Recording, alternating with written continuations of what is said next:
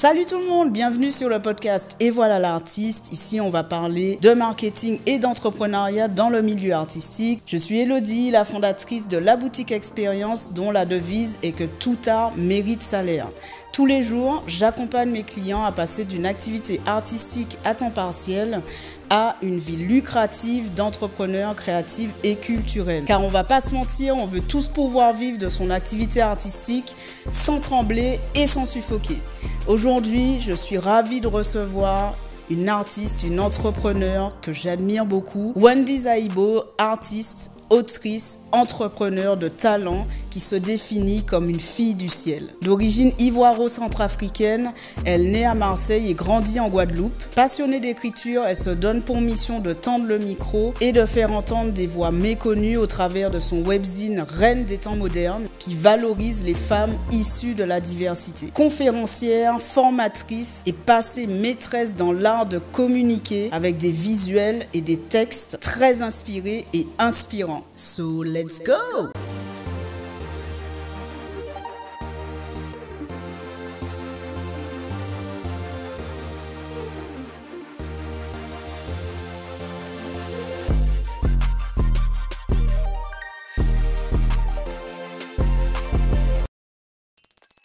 Bonjour Wendy, comment vas-tu?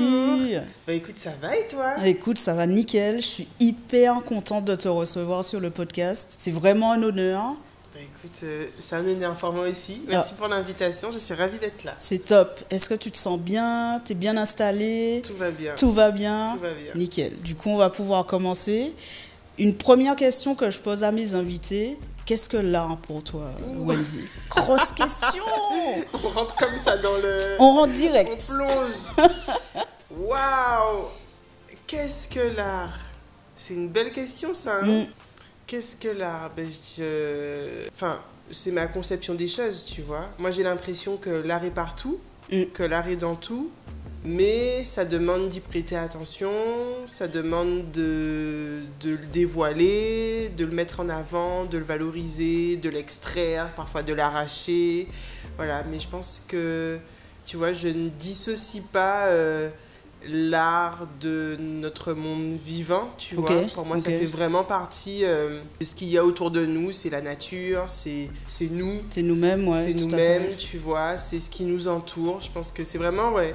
C'est un tout, mais par contre, ça demande de porter un regard particulier, d'avoir une écoute particulière, de prêter attention, tu vois, avec nos différents sens. Mais je pense que l'art, c'est ce qui demande à l'être humain, en tout cas, d'être dans une certaine forme de sensibilité. J'adore. Non mais vous voyez, la personne, elle sait pas trop quoi répondre, mais en fait, elle nous lâche un flot d'émotions et d'informations. J'adore. Surtout que dans ce que tu dis, surtout ça touche à une de mes convictions aussi, qui est que il n'y a pas de hiérarchie dans l'art en fait. En général, on fait beaucoup on va dire, une espèce de modèle pyramidal entre telle discipline et telle discipline. En gros, qui le fait, Wendy? Voilà. Qui le fait? Ça, c'est une question. On sait qui vous êtes. Non, mais je pense qu'il y a une vision... Enfin, en tout cas, ayant grandi, tu vois... que ce soit en Guadeloupe ou en France hexagonale, mais ça reste l'Occident. Je pense qu'en Occident, il y a une manière de vouloir cloisonner, tu vois, de vouloir tout cloisonner. Et justement, dernièrement, j'ai interviewé une chercheuse et j'ai trouvé ça ultra... Enfin, sa phrase résonne dans ma tête tout le temps parce que c'est d'ailleurs le titre que j'ai donné à l'article, qui vient d'elle, qui est « Décloisonner, c'est la modernité ». Et je crois vraiment que c'est un bon résumé, tu vois, de pourquoi l'Occident est si problématique. C'est cette volonté de vouloir tout cloisonner, alors qu'en fait, dans d'autres cultures, justement, on décloisonne. Et pour moi, l'art, comme d'autres choses, a ce besoin, tu vois, de ne pas être cloisonné, comme tu disais. Exactement. Dans des hiérarchisations, exactement. Super intéressant ce que tu viens de dire. Et du coup, cet article, on peut le retrouver sur... il est déjà sorti, il est sur Reine des temps modernes, sur la plateforme. Et ouais, justement, ce qui est ultra intéressant, c'est que ça s'appelle Lovely Euphrasie Clotilde, qui est une chercheuse. Et ce que j'ai trouvé génial, c'est que justement dans la conversation qu'on a eue, à un moment elle fait le parallèle entre la recherche scientifique et le processus artistique, en disant que pour elle, elle avait l'impression que c'était assez similaire en fait, la manière dont on approche en fait les deux domaines.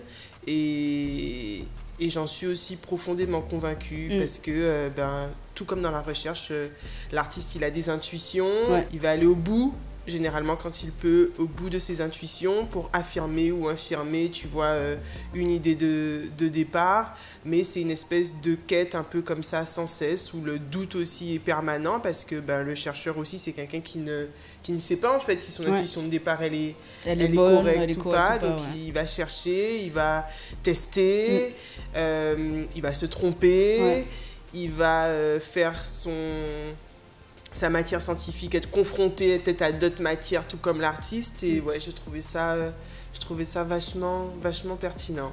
Clairement, et puis surtout les similarités qu'on peut faire entre la recherche, les sciences, l'entrepreneuriat et l'art de façon générale. Clairement. On peut puiser partout, les gars. Exact. Pour justement en faire un bel ensemble. Franchement, hyper intéressant. Merci Wendy.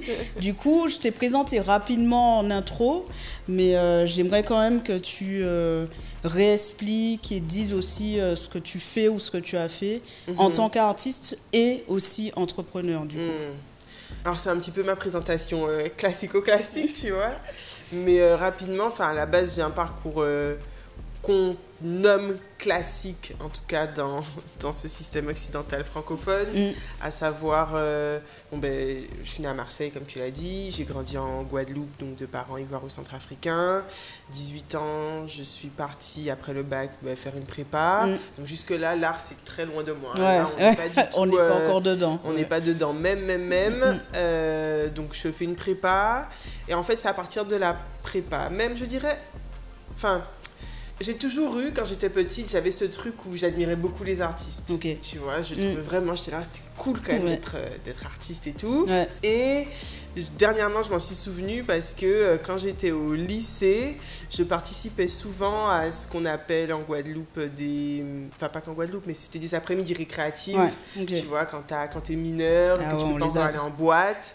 Du coup, tu allais dans ces soirées... ces après-midi récréatives, c'était trop bien. C'était génial.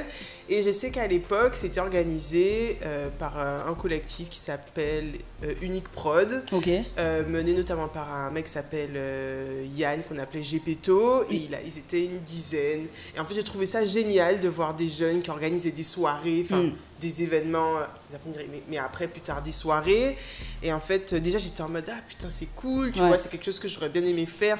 L'événementiel, déjà, ça m'attirait quand je les voyais faire ce qu'ils faisaient. Organiser ça, Surtout qu'ils étaient mineurs, tu vois, donc je me disais, c'est cool et tout. Donc bref, quand je suis partie en prépa, il fallait commencer à réfléchir à ce qu'on voulait faire, et du coup, moi, j'avais cette idée de vouloir justement travailler dans la culture, dans l'événementiel. Donc après 2 ans de prépa, j'ai intégré une école de commerce, et directement, en rentrant dans cette école, il fallait choisir une asso, donc je me suis dirigée vers le bureau des arts, parce que pour moi, c'était une manière justement d'approcher les artistes, d'être autour d'eux et tout. Donc première année, j'intègre cette association, et puis avec toujours cette idée de vouloir bosser dans le domaine. Donc je commence à faire des stages dans le domaine, il fallait partir à l'étranger, je suis partie aux États-Unis, à Los Angeles 2 ans de suite. J'ai bossé d'abord dans une ONG culturelle, tu vois, qui organisait des concerts et tout. Alors je distribuais des flyers, que ce soit clair. Voilà. On commence toujours quelque part. Il n'y avait rien de fou, mais moi j'étais trop contente d'être là, tu vois, parce que tous les jours je voyais des artistes se produire sur scène, celle qui était un peu ma maître de stage, tu vois, c'était la directrice artistique, donc j'adorais lui poser des questions, je lui demandais, est-ce que je peux t'interviewer, est-ce que je peux te poser des questions et tout. Bien. Je trouvais ça génial. Et puis l'année d'après, je suis repartie à Los Angeles, et j'ai bossé pour un label de musique qui s'appelle Delicious Vinyl, et pareil, j'étais au contact d'artistes, donc moi j'étais trop contente, tu vois. En plus, t'as un peu ce truc quand tu grandis, surtout quand tu as grandi en Guadeloupe, de, tu sais, rêve américain, tu vois. Je vois. Donc c'était un peu pour moi ma manière aussi, tu vois, d'être proche de la culture afro-américaine, de découvrir comment ça se passait, de voir les différences entre la France et les États-Unis et tout. Les différentes approches entre les deux pays. Exactement. Donc, je kiffe. Et toi, toujours, c'est une manière pour moi d'être proche des artistes. Et puis, petit à petit, je me rends compte que, tu vois, je connecte très facilement, tu vois, mais sans à aucun moment me dire artiste. Mais je sais pas, je connectais avec les gens. Il y en a beaucoup qui sont restés des amis aujourd'hui. Et j'ai d'ailleurs fait une rencontre à Los Angeles qui a été déterminante par la suite, notamment dans cette ONG. Et puis bon, le temps avance. Toujours cette idée, je fais mon école de commerce, ça avance. Et puis je suis là, voilà, je travaille dans la musique, dans la culture. Stage de fin d'études, je reviens sur Paris. Je travaille chez Trace TV. Dans la communication, du coup. Parce que pour moi, c'était une manière, tu vois, de rester dans le giron, on va dire, artistique. Parce qu'à l'époque, je me disais, bon, moi, j'ai pas de talent. Donc, par contre, je sais faire de la com. Donc, je vais être, tu vois, un petit peu dans... Je vais communiquer pour les artistes et les aider, justement. Tout à fait ça, tu vois. Donc, voilà. Donc, jusqu'en 2014, je suis un peu dans ce truc-là, machin. Et justement, fin de mon stage de fin d'études, cette personne que j'avais rencontrée, qui s'appelle Vox Sambou, qui est un artiste haïtien qui est basé au Canada, avec qui j'avais connecté 2 ans plus tôt à Los Angeles. On était très proches, et puis il n'arrêtait pas de me dire mais Wendy, tu sais, parce qu'on s'écrivait souvent des mails et tout, et il me dit, tu sais, je pense que tu devrais écrire. Il me disait, mais qu'est-ce que tu racontes, genre, vraiment... Mais où tu as vu que j'étais écrivaine, poète, autrice, c'est ça. Arrête ça. Arrête ton délire. Clairement. En parallèle, par contre, quand j'étais en école, du coup, donc de première année, j'étais au Bureau des Arts. L'année d'après, je deviens la présidente du Bureau des Arts. Donc, du coup, on organise des festivals. J'organise mes premiers festivals en école. J'adore ça. Mais tu vois, c'est toujours, pas moi en tant qu'artiste, mais moi autour des artistes. Toujours en périphérie, voir comment on peut les mettre en avant et tout. Et je pense qu'au final, ça m'a aussi beaucoup aidé, moi, dans ma manière après de me construire. Mais bref, donc, comme mon école se termine, il me dit, tu sais... tu voudrais pas partir au Brésil? Je dis, mais Brésil, qu'est-ce que... De quoi? Bref, il plante une graine dans ma tête. Et en fait, je me dis, en effet, je viens de finir l'école, j'ai pas encore de travail. Je peux peut-être me permettre, tu vois, d'y aller, quoi. De partir. Bref, les choses faisant, je me retrouve à partir au Brésil, à la base sans plan. C'est-à-dire que je pars, j'ai pas de plan. Honnêtement, je suis partie pour découvrir. Quand je suis en entretien, j'ai dit que c'est pour apprendre le portugais, ce que j'ai appris au final, mais à la base, c'était pas ça le projet, clairement, qu'on soit clair. Et puis bref, et en fait, c'est vraiment au Brésil où j'ai un déclic, parce que je suis toute seule, je suis partie toute seule, je passe beaucoup de temps avec moi, voilà, j'avais pas d'autre compagnie. Et puis, ce qui me dit commence à me travailler, et puis c'est vrai que j'écrivais un peu des poèmes, tu vois, mais sans... Bref, et en fait, tout est né au Brésil, parce que du coup... moi, je crois beaucoup. Maintenant, avec le temps, je sais que j'ai des intuitions, mais que je n'écoutais pas avant. Maintenant, je me rends compte que c'était ça. Et puis, bref, un soir, je découvre des histoires d'héroïnes. Et là, je me dis, incroyable. Donc, je fais beaucoup de recherches. En plus, là-bas, au Brésil, ils ont un musée, le musée des Afro-Brésiliens. Oui, tout à fait. Et donc, bref, je découvre la culture afro-brésilienne. Je me dis, mais c'est incroyable. Bref, voilà. Et ce faisant... j'en arrive à me dire, je vais écrire un livre, voilà, et ça arrivait comme ça, j'ai dit, je vais écrire un livre, donc lui, forcément, il me dit, oui. C'est ce que je te dis depuis des années. Et puis voilà, on va dire que ça, après, ça a été le point de départ, et c'est là où, pour la première fois, je me suis considérée, ou en tout cas, je me suis dit, peut-être que je pourrais être une artiste, mais... ça a pris du temps, tu vois. Tout à fait. Même quand j'ai décidé d'écrire ce livre, c'est aujourd'hui où tu vas me dire, est-ce que tu es une artiste? Je vais dire oui. Mais pendant quelques années, tu vois, il y a eu ce truc de légitimité, de syndrome de l'imposteur, tout ça. Tu as ce truc très franco-français où comme tu n'as pas fait d'école d'art. Du coup, tu ne peux pas te considérer comme... Donc voilà, je ne sais pas si je ne suis pas partie dans des stratosphères. Ah non, c'était hyper clair. Mais pour la représentation, c'était ça la question à la base. Voilà. Du coup, le parcours. Et puis Reine des temps modernes. Et en fait, Reine des temps modernes, après, ça a découlé. En parallèle, au départ, j'étais salariée. Donc, quand je suis revenue du Brésil, je suis revenue sur Paris. J'ai d'abord commencé à travailler du coup en tant que chargée de com sur Paris. Alors, je voulais bosser toujours dans la culture, mais très difficile. Autant trouver des stages ça très va. facile, mais quand on veut un CDD ou un CDI, là, ça commence à devenir compliqué. Donc, j'ai cherché des postes de chargé de com dans les domaines où je trouvais. Et puis, en parallèle, j'ai commencé à développer Reine des temps modernes. Et après, petit à petit, j'ai travaillé 2-3 ans comme ça en tant que salarié. Après, j'ai décidé d'arrêter, de me mettre à mon compte. Ça a duré à peu près 2-3 ans. Je suis revenue en Guadeloupe. J'ai bossé 1 an et demi pour un espace de coworking. Et en fait, j'ai toujours fait les deux, tu vois. J'avais les deux en parallèle. Toujours, on va dire, naviguer, encore une fois, entre ta volonté, plutôt ton cheminement en tant qu'artiste. C'est ça. Tout en construisant, on va dire, ton propre univers entrepreneurial. Exact. Et puis, de toute façon, comme tu le disais, on commence toujours quelque part, tout en essayant de vivre de façon générale. Mais l'idée, et ce que j'aime dans ton parcours, c'est qu'il y a une graine, en fait, qui a été mise, comme tu l'as dit, dans ta tête par un proche.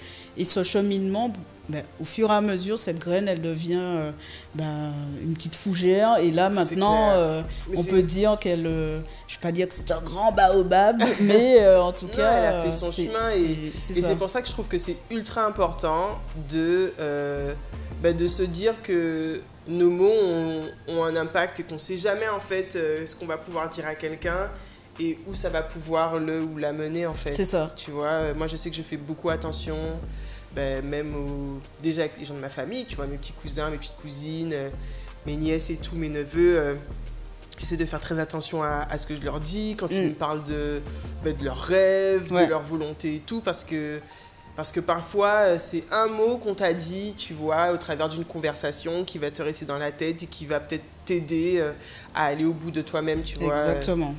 J'ai une petite cousine qui des fois me ressort des choses que je lui dis, mais j'ai dit, mais waouh, Ok. Tellement, je vais faire attention. C'est ça. Pour être au final inspirant aussi pour ces jeunes générations-là. Clairement. Et puis leur dire aussi ce qu'on n'a pas entendu. Exact. Aussi, et ce qu'on aurait aimé entendre pour le coup. Clair. Donc, c'est top, c'est super. Du coup, ça m'amène à ma prochaine question. Tu as parlé de... En effet, tu écris, du coup, tu fais de la poésie. Tu as d'ailleurs écrit du coup un recueil de poèmes qui s'appelle Corset de cuir, que je vous conseille. On mettra tout en description, bien sûr. Et aussi, tu crées des visuels. Moi, j'ai vu notamment une interview, enfin plutôt une collab que tu as faite avec Sally, justement, une autre artiste que j'aime beaucoup. Sally, si tu nous regardes, on s'appelle. Et du coup, ma question, c'est... quelle dénomination, on va dire, décrit le mieux cet art multiple que tu as, du coup, et comment tu arrives à faire vivre ou à en vivre, que ça soit pleinement ou partiellement? Alors, pour répondre à la première question, déjà, moi j'ai accepté aujourd'hui que clairement le mot multiple, ça me décrit, tu vois. Top. Et je pense que ça, c'est un cheminement. Parce que je pense que j'ai aujourd'hui fait sauter des freins que j'avais avant, notamment en termes d'estime et de confiance en moi. Et aussi parce que j'ai accepté clairement que oui, je suis multiple, c'est-à-dire que je fais beaucoup de choses, je suis capable de faire beaucoup de choses. C'est ça. Et l'exemple du collage et de l'art visuel, c'est un bon exemple parce que, en fait, je pense que dans mon approche aujourd'hui avec le recul, je pense que mon approche, c'est vraiment de faire sauter des barrières dans la tête. C'est d'ouvrir le champ des possibles, d'aller chercher dans l'imaginaire. Et je pense que c'est ce que j'essaye de faire à travers tout. Moi, je suis clairement pas une spécialiste, c'est-à-dire que je ne suis pas quelqu'un qui va se spécialiser sur une chose. Sur une chose, ok. C'est pas possible. Mon cerveau fonctionne pas comme ça. Je suis obligée de faire plusieurs choses parce que j'ai plusieurs choses qui m'intéressent. Pour te nourrir aussi. C'est ça. Et surtout, j'essaie de me dire aussi que même si je n'ai pas forcément, par exemple, testé quelque chose, demain, si je décide de le tester, il y a de fortes chances que j'y arrive en fait. Parce que je vais mettre mon esprit dessus et que j'ai pas dit que je serais excellente. Mais je pense que je vais réussir à me débrouiller. Tu vois. Ça, c'est parce qu'aujourd'hui, avec le recul, j'ai compris comment mon cerveau aussi, comment ça fonctionne, tu vois. C'est pour ça que je sais que c'est parfois difficile pour les gens de suivre ben, leurs envies, leurs instincts. ou en tout cas de suivre, de me suivre moi. Ah, de te suivre toi, ok. Tu vois, parce que je sais que c'est pas toujours évident, tu vois, oui, je fais de la com, mais je fais aussi des événements et j'adore les nouvelles technologies, donc j'anime des événements sur la tech et en même temps, ben, je fais de l'art visuel et voilà, tu vois, et puis en même temps, ben, j'aime la stratégie, enfin, j'aime le business, enfin, voilà, tout ça, ça fait partie de moi. Et pourquoi je pense que le collage, ça m'a aidé à accepter ça, c'est parce que je n'avais jamais fait de collage jusqu'à 1 an et demi. Non. Clairement. En fait, comment ça s'est passé, c'est que un jour, déjà j'ai acheté un livre qui a été très important. J'ai pas acheté, on me l'a offert. C'est mon compagnon, je vais quand même me remettre à César ce qui appartient à César. C'est mon compagnon qui m'offre un livre dans une période où c'était très compliqué pour moi. J'étais un peu dans une phase un peu dépressive, ça allait pas trop. Et il m'offre un livre qui s'appelle, c'est de Julia Cameron. Et je ne sais plus comment ça, c'est quoi le titre du livre, je me rappelle de l'auteur. Au pire, on le retrouvera, on le mettra en description, t'inquiète pas. Voilà, mais en tout cas, justement, c'était pour aider, c'est pour les créatifs, quoi. C'était pour aider les créatifs. Et en fait, c'est un livre où tu as un programme sur 12 semaines, tu vois, où tu suis un peu des exercices. Et il y a 2 exercices qui m'avaient marqué. C'est que tu en as un, c'est un exercice qui te reconnecte avec ton enfant intérieur. Donc, en gros, elle te dit une après-midi par semaine. Il faut que tu fasses un truc qui te reconnecterait avec ton enfant, tu vois, un truc où tu réfléchis pas, ou voilà. Et en fait, donc une après-midi, je suis là. En plus, à cette période-là, j'avais pas beaucoup de thunes, donc je me dis, bon, qu'est-ce que je vais faire ? Et en fait, j'ai été me balader, tout ça, et puis j'ai volé des plantes, des fleurs que j'ai trouvées. Non, tu les as trouvées dans la nature. Comme on se l'est dit au début de cet épisode, comme tu l'as très bien dit, l'art est dans la nature. C'est ça. Donc je prends des fleurs et tout, et puis je rentre et je me dis, bon ben, je vais faire avec ce que je trouve, quoi. Donc j'avais des fleurs, j'avais des feuilles, et puis je commence un petit peu à faire quelque chose, quoi. Qui au final est devenu un tableau que j'ai gardé, j'ai découpé des morceaux de livres, enfin bref. Donc ça c'était déjà du collage, mais je le nommais pas comme ça en fait. Ouais, je vois. Puis ensuite, c'était l'anniversaire du coup de ma belle-mère, pareil, j'ai pas d'argent, je suis là, qu'est-ce que je vais pouvoir lui offrir ? Et en fait j'avais des magazines, donc je me dis, ah vas-y, je vais découper des magazines, et j'en ai fait un tableau, et du coup je lui ai offert. Ok.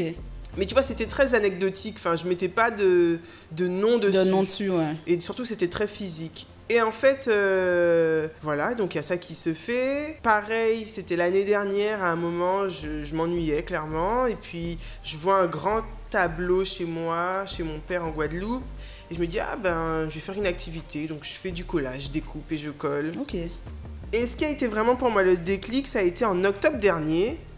Il y avait ce qu'ils appellent le Ink October. Ouais. Normalement, c'est pour le dessin. Le dessin, ouais, tout à fait. Sauf que je dessine pas, moi. Donc, je me dis, ah, comment je peux participer à ce truc, sachant que je dessine pas. Mais par contre, j'aime bien coller, tu vois. Donc, du coup, je me dis, vas-y, je vais le faire en numérique. Ok. Donc, je commence à récupérer des images sur Pinterest. Bon, en termes de droit, c'est pas la folie, mais je récupère des images sur Pinterest et puis je commence à créer des trucs, tu vois. Et en fait, j'en poste un, et puis je vois que les retours sont cool, très tu bons, vois. Ouais. Et surtout que je me rends compte que, 1, j'aime ça, 2, ça me détend. Enfin, c'est-à-dire que revoir plein d'images comme ça me détend l'esprit. Ça t'apaise. Ça m'apaise, et ouais, je kiffe le processus. Et c'est à partir de là où je me suis dit, mais en fait, ouais, j'aime vraiment ça. Ok. Et pour le coup, tu vois, tout à l'heure, on parlait de processus, de mouvement et tout. Je sais que moi, ça fait... depuis que j'ai sorti mon recueil Corset de cuir, je suis incapable d'écrire une poésie. C'est vrai ? Incapable. Je n'y arrive pas. Par contre, faire du collage, en ce moment, c'est ce que mon esprit arrive à produire. Ouais, tu es vraiment dans une phase où c'est ça. C'est le travail manuel, en fait. C'est ça. Donc, j'accepte aussi que j'ai des processus et que j'ai besoin aussi, comme je disais tout à l'heure, d'aller expérimenter d'autres domaines, d'autres types artistiques. Ouais. Donc ça, en tout cas, c'est pour le collage. Et puis aujourd'hui, du coup, ce que j'aime à dire aussi, c'est que par exemple, mes collages, je m'inscris un peu dans ce qu'on appelle l'afro-surréalisme. Ok. J'aimais déjà beaucoup le courant surréaliste, mais tu vois, me renseignant sur l'afro-surréalisme, tu as notamment Suzanne Césaire qui a beaucoup travaillé aussi, tu vois, là-dessus.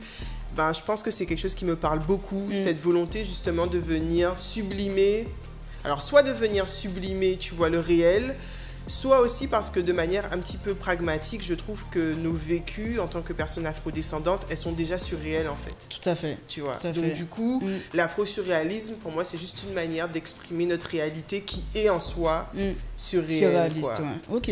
Donc voilà, ça c'est pour l'art. Et après, c'était quoi? Est-ce que j'ai envie?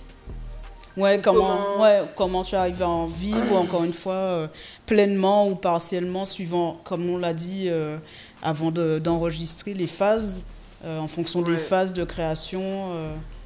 Tu vois, tu parlais tout à l'heure de Sally, qui justement a dernièrement partagé quelque chose là-dessus, et que j'ai trouvé très très juste, tu vois, c'était de dire, déjà, qu'est-ce qu'on appelle en vivre? Oui, dans un monde capitalistique, si on parle de salaire et de revenus, non, c'est pas l'art qui me fait vivre. Par contre, l'art me fait vivre. Parce que j'en ai besoin pour survivre à ce monde-là, tu vois. Si je devais tous les jours juste travailler, ça fait longtemps qu'on m'aurait perdu, tu vois.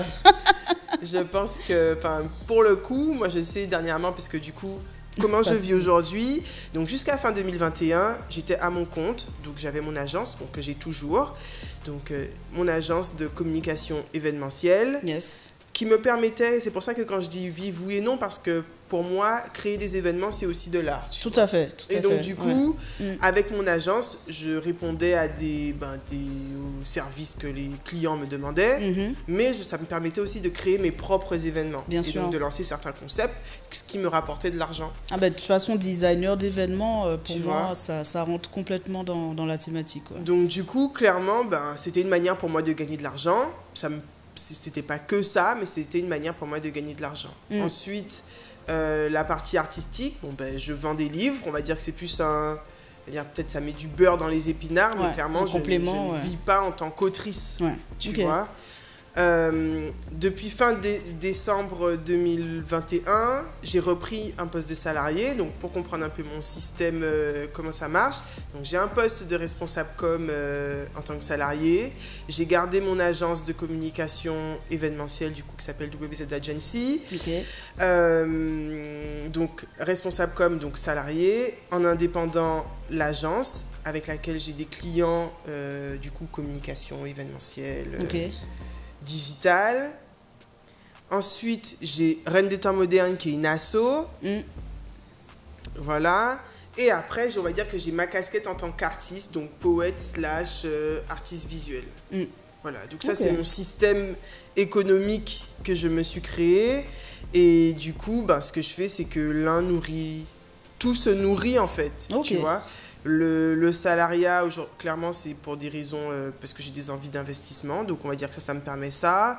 Mon agence, c'est ce qui me permet, parce que j'ai envie de faire tourner cette agence et que, bref, si on parle modèle économique, ça prend des charges en compte, tu vois. On connaît. Voilà, l'asso, ça me permet de pouvoir justement porter des projets artistiques via l'association.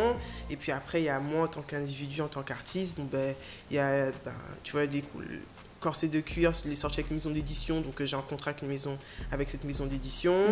Reine des temps modernes que j'avais sorti en beau livre, c'était en auto-édition, donc ça c'était à mon compte, mais du coup c'est relié à l'asso.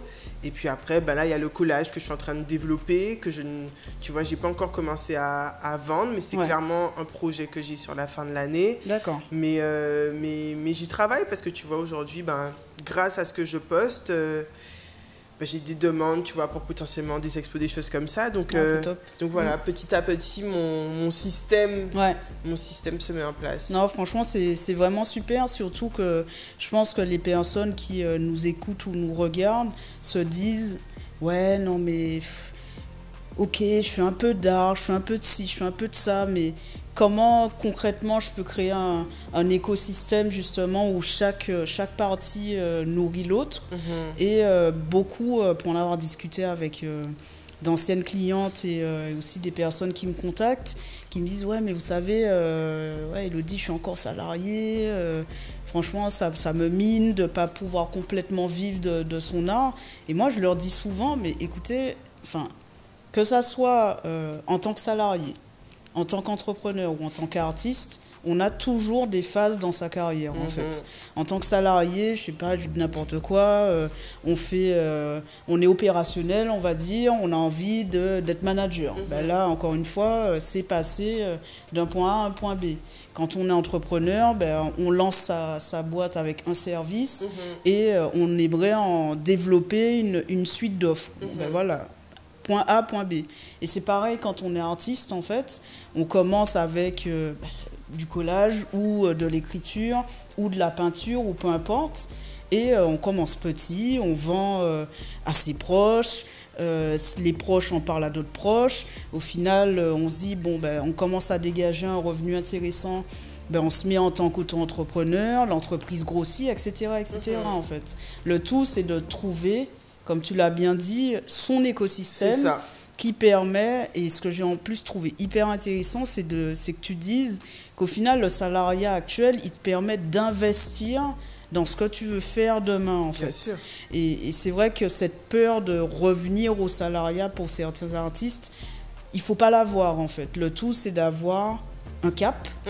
Et si on a besoin de revenir partiellement ou pendant un temps, en fait, dans le salariat, ben, allons-y, de toute façon. Surtout si on peut se le permettre, en fait. Et donc, puis surtout que je trouve que, justement, la grande force pour moi... Alors, encore une fois, hein, parce que des fois, quand on dit les choses, les gens ont l'impression qu'on dit que c'est super facile. Enfin, ça a été aussi pour moi compliqué de revenir dans le salariat. Bien parce sûr. Que j'avais l'impression que c'était un échec. C'était on a l'impression de revenir en arrière. Tu vois, de faire marche arrière et tout. Mais aujourd'hui, je me rends compte que le fait d'avoir été indépendante, c'est ma grande force, en fait, par rapport au salariat. Pourquoi ? Parce que je sais que demain, tout peut s'arrêter, en fait, si je le décide, tu vois. De un. De deux, je sais aussi que le poste que j'ai aujourd'hui, c'est parce que j'ai été indépendante et que, du coup, je suis montée en compétence sur pas mal de choses seule que je peux aujourd'hui, du coup, faire valoir, tu vois, face à des employeurs. Et ensuite, parce que ça me donne quand même une certaine aussi agilité dans ma manière d'appréhender le boulot. Et comme tu disais, rien n'est figé, en fait. Exactement. Tu vois, rien n'est figé, tout dépend de tes objectifs. Je pense que ce que je faisais pas avant et que je fais maintenant, avec le recul, c'est qu'avant, moi je suis quelqu'un, je saute et puis après j'apprends à nager. Bon, maintenant j'essaye de tu vois, me mettre des objectifs, d'avoir un peu un plan, parce que bon, j'ai pas de regrets, tu vois, parce que si j'en suis là aujourd'hui, c'est quand même par rapport à ces choix. Mais c'est vrai que voilà, je suis aussi contente aujourd'hui d'être capable d'avoir un plan et d'essayer de m'y tenir et avoir des objectifs et d'essayer, tu vois, d'avancer avec ces objectifs-là. Ouais, tout à fait. Et du coup, ça m'amène à ma prochaine question, parce qu'on parle du coup d'entrepreneuriat. Moi, j'ai une conviction personnelle que l'entrepreneuriat découle de l'art. Je voulais savoir ce que tu en penses. L'entrepreneuriat découle de l'art. Parce que fondamentalement, pour moi, tout entrepreneur, toute start-up hyper cotée, sur laquelle on met des millions, peut s'inspirer de ce que les artistes font. Pour moi, les artistes, ce sont les premières personnes avec, on va dire, les scientifiques, en sachant que, comme on l'a dit au début, un scientifique est un artiste peut être scientifique, bref. C'est les premiers, en fait, à avoir touché du doigt le pouvoir de la marque. C'est-à-dire que, tu vois, ils créent des choses, ils les exposent, ils en parlent, ils communiquent dessus, ils créent une identité autour de cet art. Et je me dis, au final, en y réfléchissant depuis des années, que fait un entrepreneur maintenant à succès ?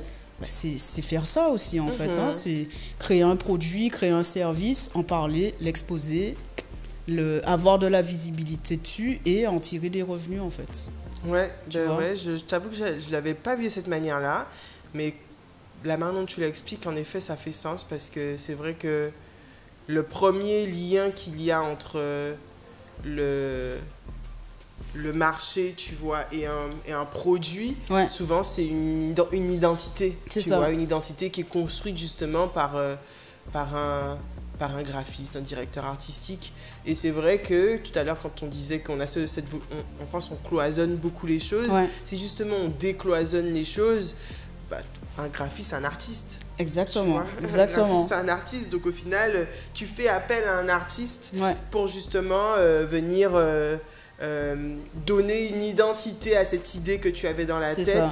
qui, elle, permettra au client de pouvoir justement l'identifier et la reconnaître. Donc, je suis totalement d'accord avec ça. Et je me dis qu'en même temps, ce vers quoi moi j'aurais voulu qu'on tende, c'est aussi que du coup, dans le sens inverse, tu vois. Parce qu'en fait, c'est très... Bon, après, c'est le système qui est comme ça, mais c'est très... on est beaucoup dans une industrialisation, Ouais. Je vois tu ce que tu vois, veux dire. de l'art, au final. Et sans valoriser ceux qui font cet art. Ouais, je vois ce que tu veux dire. vois. Surtout que, en fait, dans tout artiste a des compétences, mais sans rentrer dans une industrialisation, ces compétences-là, en fait, tout artiste peut les transférer dans l'entrepreneuriat, en fait, tu vois. Clairement. Et par contre, comme tu l'as dit, hein, le monde de l'entreprise, pour moi, ne doit pas, ne devrait pas justement créer une rigidité sur l'art et dire au final, écoute, si tu veux être entrepreneur, même si tu fais un peu d'art, il faut que ton art soit comme ci, comme ça, il faut que tu commences par 1, 2, 3, alors qu'en fait, comme on l'a dit au début, déjà c'est un processus, et les deux sont des processus au final. Tu as un processus très très créatif d'un côté, et puis tu as un processus, on va dire, plus standard de l'autre. Et on le voit dans les entreprises, hein, de plus en plus de grosses entreprises demandent à leurs salariés justement de mettre de la créativité dans leur activité. Et ça, fondamentalement, l'artiste, il l'a déjà en fait, tu vois. Mais c'est là où je me dis que vraiment, on est quand même dans un monde qui est malade, tu vois, parce que quand on dit « mets de la créativité », c'est comme si on s'adressait à des gens à qui on avait dit en fait, sois un robot. Et maintenant, réhumanise-toi en fait. Ouais, tu vois, genre, s'il te plaît, réhumanise-toi parce que bon, là ça va plus, on est arrivé au bout du système, donc il faut essayer de rendre ça un petit peu plus humain, tu vois. Ouais, et c'est là où je me dis que l'inverse, j'aurais aimé que ce soit l'inverse. Et puis, il y a aussi ce truc, tu vois, où j'avais écouté un podcast que j'avais trouvé super intéressant sur France Inter qui parlait du coup justement du lien entre l'argent et les artistes. Ah oui, je l'ai vu, je l'ai entendu. Tu l'as entendu. Ouais, il était super celui-là. Et j'avais trouvé ça ultra intéressant parce qu'en fait quand tu t'intéresses à l'histoire justement des artistes en France, tu vois, qui sont ceux qu'on pouvait nommer artistes à l'époque, comment ils vivaient financièrement. Je pense que ça explique aussi beaucoup de choses sur les difficultés qu'il peut y avoir aujourd'hui et pourquoi aussi c'est tant cloisonné, tu vois. Ouais. En France, il ne faut pas qu'on oublie que la culture est politique. Tu vois, la culture est politique.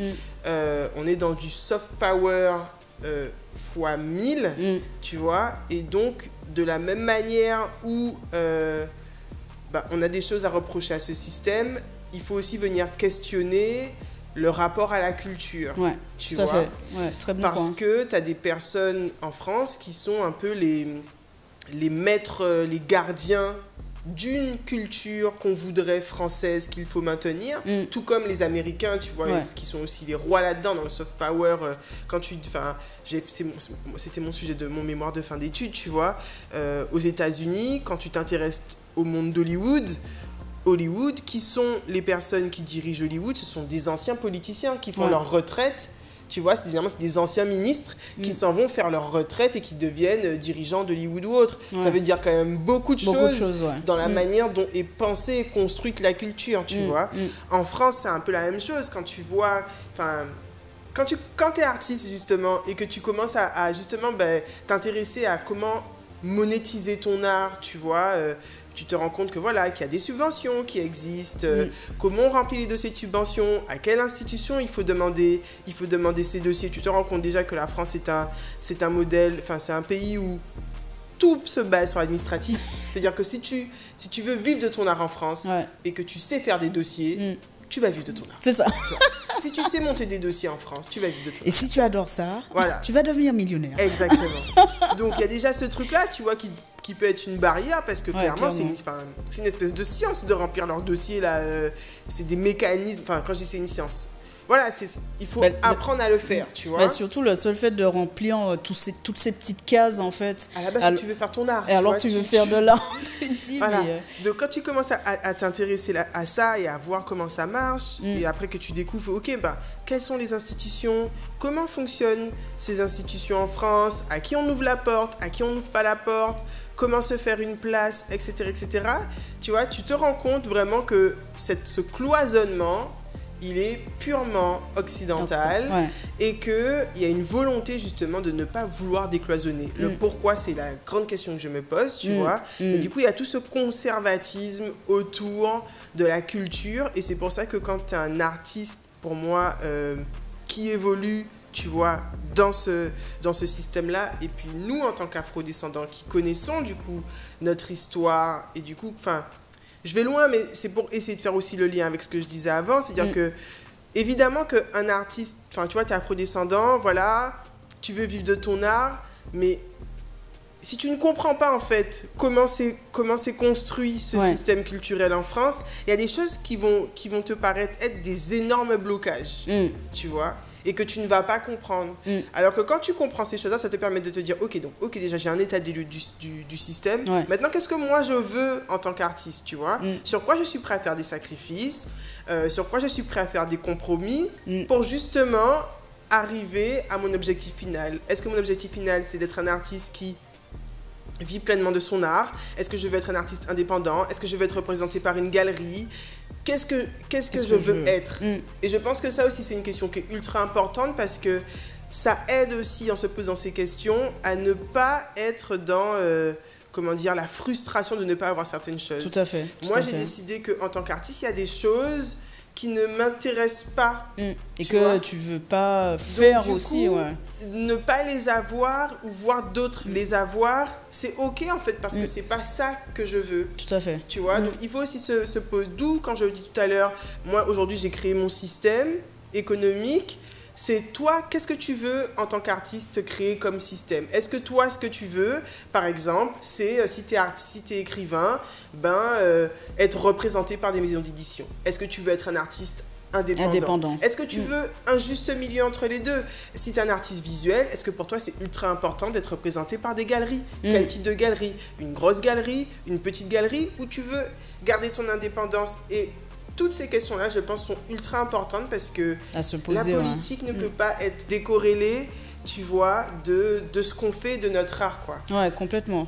Et d'autant plus que je reviens à ce que tu disais pour nous, en tant qu'afro-descendantes, on associe souvent l'art des afro-descendants ou des Africains de façon générale à de l'art primitif, auquel tu opposes l'art contemporain.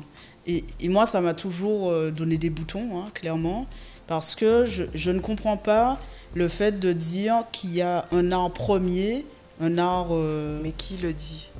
On sait qui le dit. Un art premier qui, au final, pourrait ressembler, on va dire, à des gribouillis. Et puis, telle personne est arrivée, on ne va pas se mentir, nos chers colonisateurs blancs qui sont arrivés dans certaines contrées, qui ont décrété justement que c'était de l'art primitif et qui s'en sont inspirés pour en faire une nouvelle forme d'art qu'on appelle art contemporain maintenant et que tout le monde, on va dire, glorifie et auquel certains artistes, pour le coup, peintres ou visuels en tout cas, doivent se conformer en fait. C'est du gros bullshit. Et c'est de la merde. C'est du gros bullshit parce que... Et c'est pour ça aussi, tu vois, enfin, deux choses. En ce moment, je viens de finir un livre là, de Mme Fatou Niang avec un autre artiste, je ne me rappelle plus, qui ont sorti un livre qui s'appelle L'universalisme, tu vois, et qui est ultra intéressant parce qu'il te montre que quand on parle en France, on est les pros, tu vois, pays des Lumières et de l'universalisme. En fait, on est dans un universalisme ethnocentré, eurocentré, tu vois. Eurocentré qui, justement, cloisonne. Il y a eux et il y a nous. Il y a les sauvages et il y a les civilisés. Il y a les barbares et il y a les bien-pensants, tu vois. Il y a les islamo-gauchistes et il y a les autres, tu vois. Ça, c'est très... Voilà. Encore une fois, le cloisonnement, quoi. Cloisonnement. En face...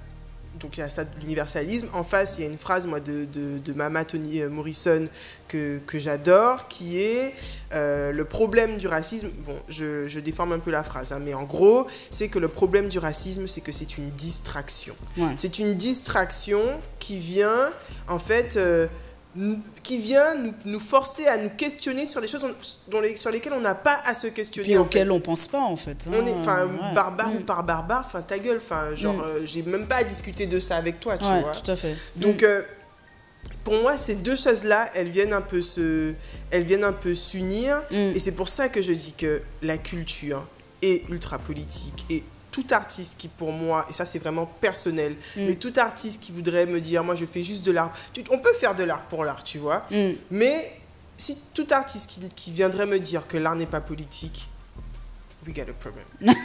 A big problem. Pourquoi ? Parce que, quand tu commences à plonger dedans, tu te rends compte à quel point c'est lié à tout. Aujourd'hui, tu veux sortir un documentaire, ok ? Tu veux des archives. De la Guadeloupe, de la Martinique, de certains pays africains. À qui tu vas demander tes archives ? Écoute... Tu vas payer en France... À certaines administrations, tu vas payer des administrations en France pour pouvoir avoir des archives sur ton pays. C'est ça. Du coup, Wendy, je voulais aborder un thème avec toi, surtout le lien entre l'art et le monde des affaires. Pour toi, quels avantages, en fait, l'art peut avoir dans le monde des affaires? Déjà de base, je pense qu'ils sont intimement liés, tu vois, parce que, tu vois, je faisais référence tout à l'heure au podcast là, de France Inter. Et en fait, quand tu t'intéresses justement à l'histoire de la place des artistes dans la société, tu te rends compte que déjà à l'époque, en France en tout cas, qui finançait les artistes, c'était l'Église et les grands mécènes et l'État, tu vois. Ensuite, bon, je vous invite à aller écouter ce podcast pour en savoir plus. On le mettra en description aussi. Voilà. Mais du coup, après, tu te rends compte que ce qui a été le grand shift, en fait, ça a été le moment où l'école est devenue gratuite et obligatoire pour tous, tu vois. Et donc, du coup, on donne accès à ce monde de la culture, entre guillemets, au plus grand nombre. Mais avant, c'était quand même réservé à une certaine forme d'élite, tu vois. Parce que souvent, je trouve quand même en France, on a trop tendance à penser qu'on est tous descendants, enfin, ils sont tous des descendants de nobles et de bourgeois ou je sais pas quoi, alors que bon, faut se calmer. C'est ça, il y avait des paysans, hein. Voilà. Et ces personnes-là n'avaient pas accès, tu vois, à ce monde qui était considéré comme... pour une certaine forme d'élite, tu vois. Aussi, quand tu comprends ça, tu vois les choses évoluer, tu te rends compte aussi qu'en France, aujourd'hui, en tout cas à notre époque, toutes les grandes entreprises, donc côté au CAC 40 ou les grosses boîtes, elles ont toutes des fondations. Des fondations qui souvent financent les artistes. Exactement. Des artistes, certains artistes, tu vois. Parce que souvent, on te parle, de mécénat, d'aller trouver des mécènes pour financer ton art, mais on oublie que la manière dont c'est pensé, pareil encore une fois, tout à l'heure on parlait du fait que la culture en France est très liée à l'administratif. Aller trouver des mécènes, c'est pas... c'est pas en un claquement de doigts. C'est pas tu te lèves pas un matin et tu dis « Ah, un mécène !» Tu vois, c'est des réseaux qu'il faut pouvoir intégrer. Alors évidemment, aujourd'hui, les choses se démocratisent. Donc des mécènes, il y a des profils qui sont de plus en plus variés et différents, tu vois. Donc ça aide évidemment à des artistes qui ne rentrent pas dans certaines cases de pouvoir justement aussi se faire financer. Mais tout ça pour dire que le lien entre l'art et les entreprises, il a toujours existé, entre guillemets. Mais il était souvent, on le catégorisait pour une catégorie d'artistes, Ouais. tu vois. Avec cette industrialisation, notamment, tu vois, de certains métiers, on parlait tout à l'heure, par exemple, des métiers de graphisme, direction artistique, etc. On arrive à quelque chose où, justement, aujourd'hui, on va demander aux gens de venir remettre, tu vois, de la créativité dans leur métier, comme si, à un moment donné, ça avait été séparé. Ça avait disparu, quoi. Ouais. Comme si, enfin... toi, tu peux mettre ta créativité sur off. Pas du tout. Ça fait partie intégrante, Ouais. tu vois. Mais du coup, ça révèle aussi qu'il y avait une manière d'appréhender le travail, d'appréhender, tu vois, les attentes en fait qu'on pouvait avoir des salariés, qui est quand même un peu, qui est complètement biaisé, quoi. Donc, je trouve que, tu vois, ces discours-là en disent beaucoup plus sur comment eux, enfin, en tout cas, les personnes qui prennent les décisions percevaient, tu vois, les personnes qui font vivre le salariat ou l'économie que l'inverse, tu vois.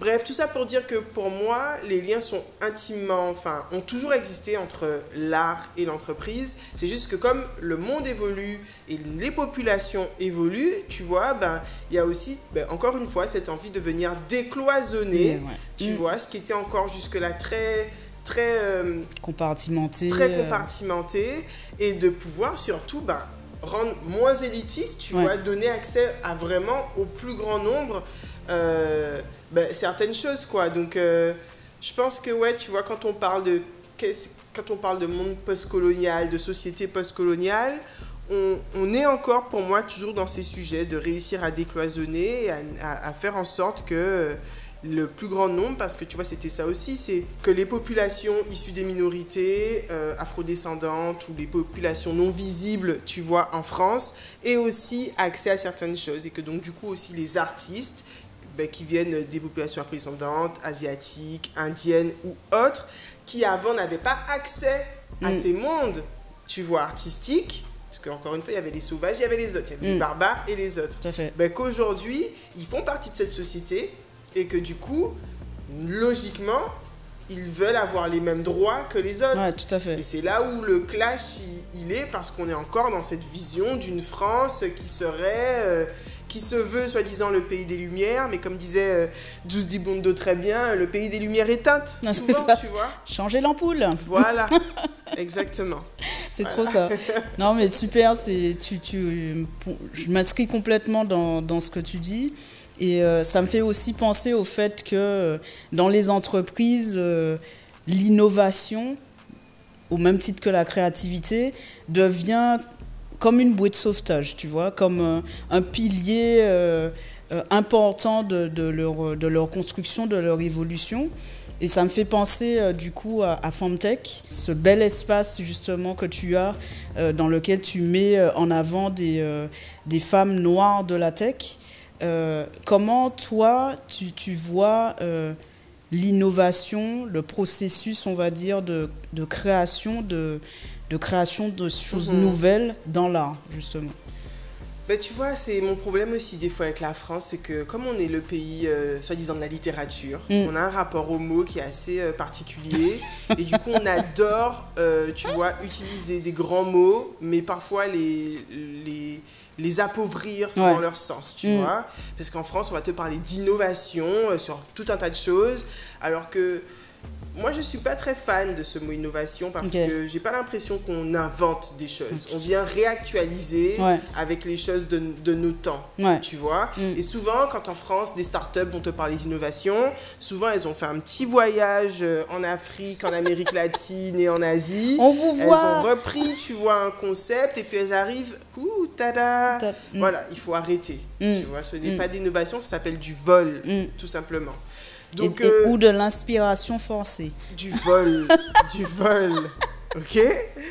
Donc du coup, pareil, encore une fois, tu vois, moi dans ce concept-là de FemTech, c'était encore une fois cette volonté de venir ouvrir les imaginaires.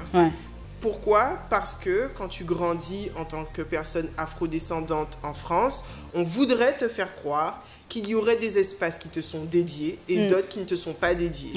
Que la création, la technologie, ceux qui pensent le monde de demain, ceux qui pensent les nouvelles technologies, ben, c'est une catégorie de personnes. Ouais, et toi, tout à fait. soit tu es la petite main, Mm. ou c'est tout. Ouais. Tu vois. Et en fait, pour moi, c'est juste de dire les possibles vous appartiennent aussi. Mm. Tu vois. Mm, Et que donc, du coup, en tant que femme noire, on n'est pas obligé d'être juste des consommatrices Tout à fait. des nouvelles technologies. Mm. Évidemment qu'on peut les utiliser, qu'on peut en être des consommateurs, mais on peut aussi être ce qu'on appelle des conso-acteurs et qu'on peut aussi construire en fait ce à quoi va ressembler la tech de demain. Ouais, tout à fait. Tu vois. Mm. Surtout que, comme on l'a dit tout à l'heure, souvent quand on te parle d'innovation, c'est des choses qu'on va aller prendre ailleurs. Alors que souvent ces choses-là, nous on les a parce que Ouais. elles font partie de nous, elles font partie de notre culture, elles font partie, tu vois. Et on a aussi la possibilité de faire dans ces espaces. Ouais, tu tout à vois. fait. Tu faisais le lien entre Femtech et l'art. Femtech, l'art, l'innovation. Ouais, Et entre du- Femtech, l'art, l'innovation, ben, je reviens à ce que ben, du coup Lovely disait, j'ai envie de citer un autre auteur, qui est beaucoup plus que ça, mais qui s'appelle Wole Soyinka, que j'ai eu la chance de voir dans une conférence il n'y a pas longtemps, qui a reçu le prix Nobel de la littérature et qui a dit cette phrase qui était en rivalité avec, à l'époque, Senghor. Ok. Parce que quand Senghor parlait de négritude, lui parlait de tigritude en disant Ok. que justement il comprenait pas en fait le pourquoi tu vois, Senghor, Césaire et tout avaient ce besoin. En gros, il disait je sais pas si je dis bien la phrase, mais un tigre n'a pas besoin de dire qu'il est un tigre. Il Ouais, saute ouais. sur sa proie, Mm, tu vois. mm. Donc pourquoi, en tant que Noir, noir, on a vouloir besoin de revendiquer? dire. Après, évidemment, dans le temps, ils se sont réconciliés parce que ces deux concepts, lui, il est nigérian, Mm. tu vois, c'est Ouais. pas la même manière Ouais. d'appréhender la colonisation et Tout à fait. d'avoir, tu vois, il y a d'un côté l'assimilation, d'autre l'intégration, bref. Et donc, du coup, mais tu vois, ben, lui, il en parlait aussi, Wole Soyinka, du lien entre art, science.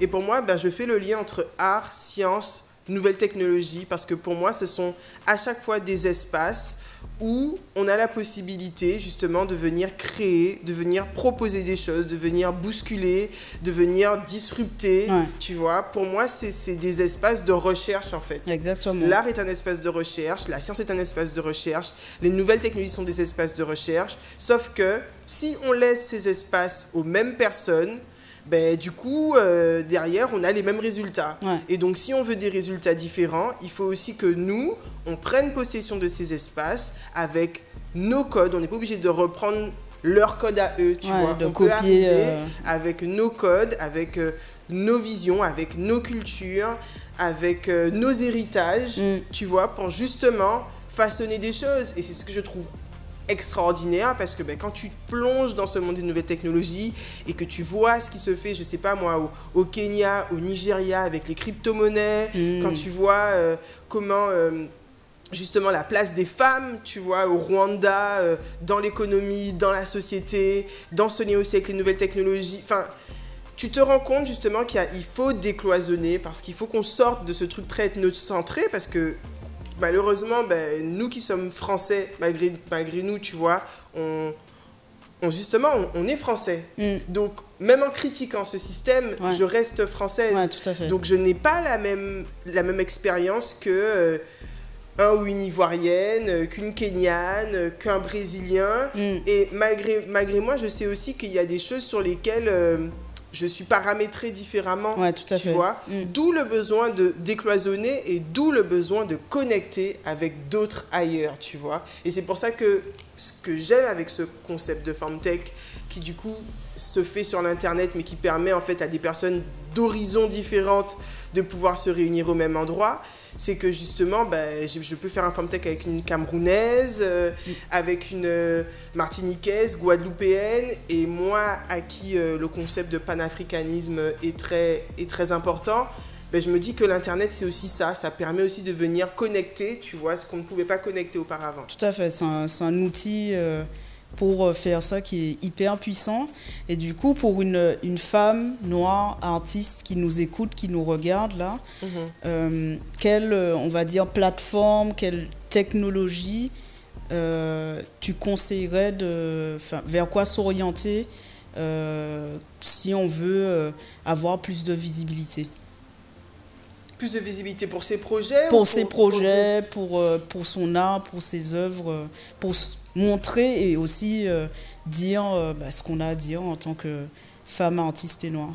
Ben, évidemment que l'Internet aujourd'hui est important. Maintenant, il faut aussi faire attention, tu vois, parce que l'Internet a ses avantages et ses inconvénients. Tout à fait. Les réseaux sociaux ont leurs avantages et leurs inconvénients. Mais si je devais me concentrer aujourd'hui sur les avantages, c'est cette possibilité de connecter. Et du coup, de connecter, pas qu'avec des personnes de son univers ou de son milieu, tu vois, de se dire qu'aujourd'hui, tu peux connecter justement avec une Kenyane, avec une Rwandaise, avec une Martiniquaise, Guadeloupéenne, Guyanaise, Argentine, Canadienne, tu vois, et que justement, ça permet aussi de ne pas être limité, parce que qu'on le veuille ou non, en France, l'espace médiatique, il n'est pas pour nous. En tout cas, il est difficile, d'accès. Ouais. Il est très difficile d'accès, mais par contre, il y a plein d'alternatives qui existent. Et justement, en sortant du prisme français, tu te rends compte que le champ des possibilités il est incroyable. Et moi, je crois vraiment que c'est ce en quoi je crois, tu vois. Pour te donner un exemple tout con, le premier FemTech de la saison 2 qu'on a fait, c'était sur la bourse et les cryptos. Et j'avais la chance, tu vois, de recevoir une nana qui s'appelle Cassie, qui est haïtienne basée à Toronto. C'est une amie qui nous avait mis en relation. Le FemTech était génial. Et là, elle m'a envoyé un message hier pour me dire qu'elle avait été contactée justement. Je crois que je peux le dire parce que ça sera passé quand ça va sortir. Oui, t'inquiète. Mais elle a été contactée par les nanas de Business Island Girl qui font leur... en Martinique, qui font un événement prochainement. Et du coup, je trouvais ça génial, tu vois. Parce que je me dis que en fait, c'est ça aussi la force d'Internet.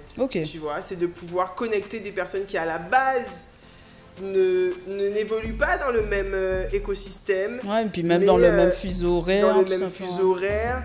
Et en fait, je trouve ça génial, tu vois. Moi, c'est ces connexions-là qui sont importantes pour moi. C'est de se dire que quand on parle de sororité, quand on parle...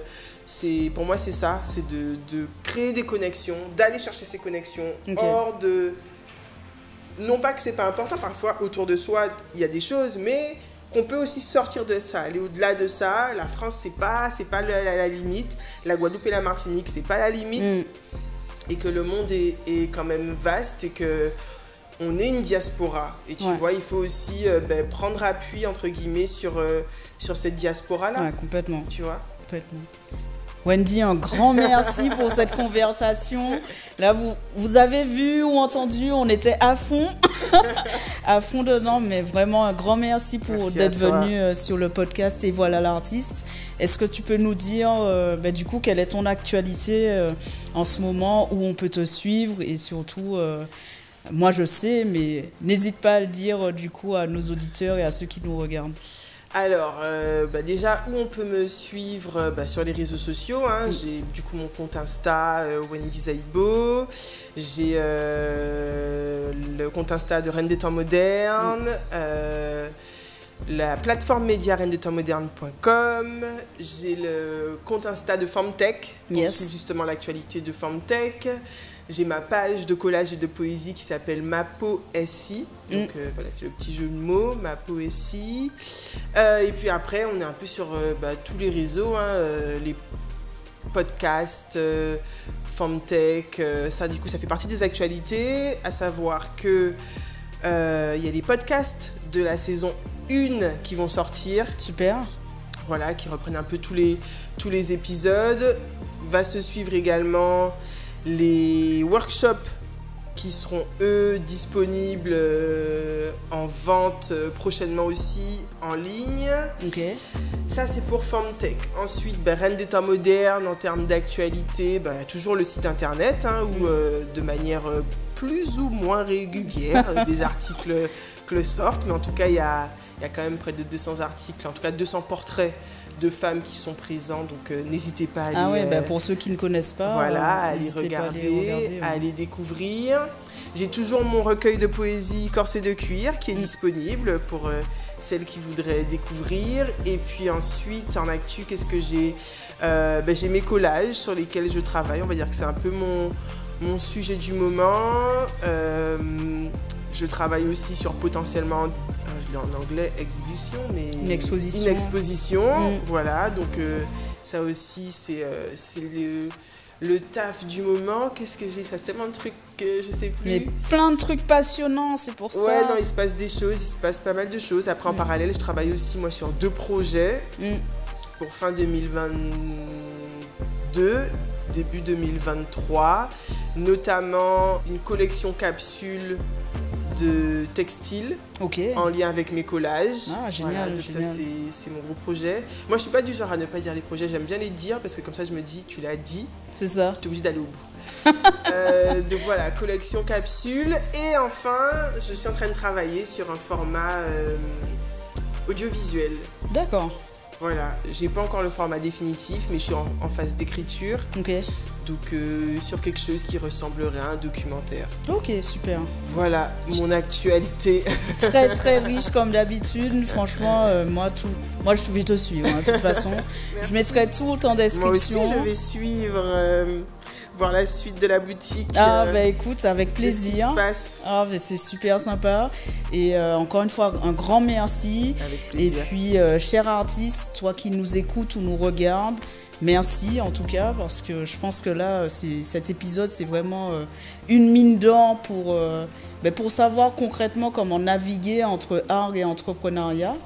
Et si tu souhaites travailler avec moi, Elodie, à travers la boutique, n'hésite pas à me contacter sur mon compte Instagram, _boutique_expérience.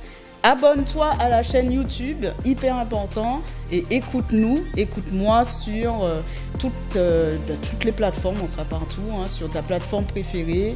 Mets-nous des commentaires, je lirai tout, et du coup, ça permettra de nourrir le podcast. Merci beaucoup, merci Wendy, gros bisous, à bientôt.